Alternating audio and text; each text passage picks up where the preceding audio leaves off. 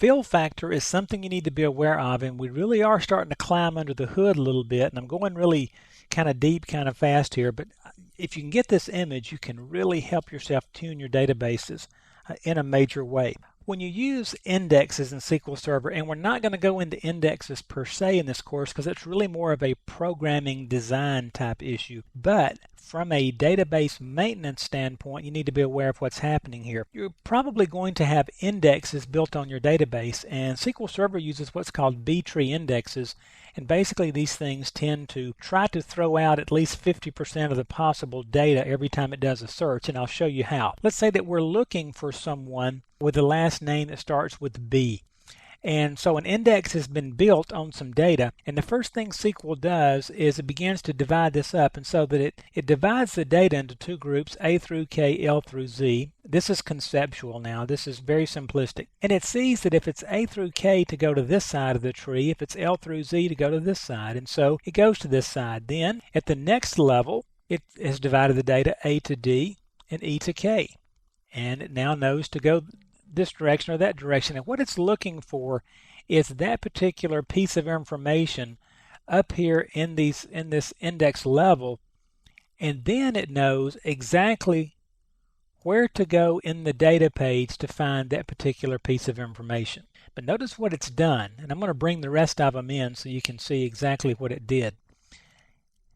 As soon as it saw that it needed a B, it saw that it needed to go this way.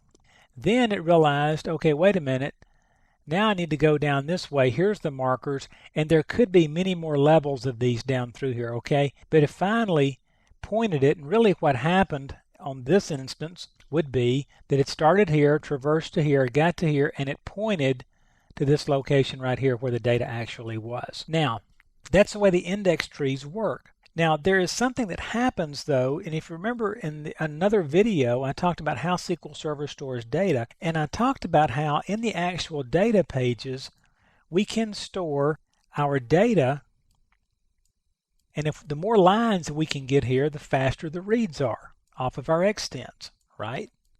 Just makes sense. Well, what happens, though, if, let me do a better job of this, what happens if we have a data page that's really full, a lot of rows packed into that data page?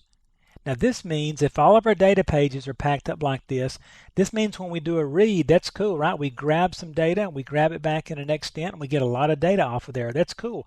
But what happens when we need to now insert data? And let's say we need to insert a row right here, and there's no more room on this page. Well, then we encounter what's called page splits, because we have to take these two, move them over to the next page, right? Insert our row in here, and if there were two here, they need to move over to this page, and these need to move over to this page, and so forth. And it can go until we end up, we have to create a whole new data page over here and transfer some things over to it. So you start this leapfrogging of data page splits. Well, so here's our choices. Always in databases we have a choice between reading or writing data. So here's what we can do. If this is going to be a database where we read a lot from, then we want to pack the data pages as tight as we can with data. If it's a database we're going to write to, then we only want to fill the data pages maybe 75% full, right? And so every page has room for more data. Does that make sense?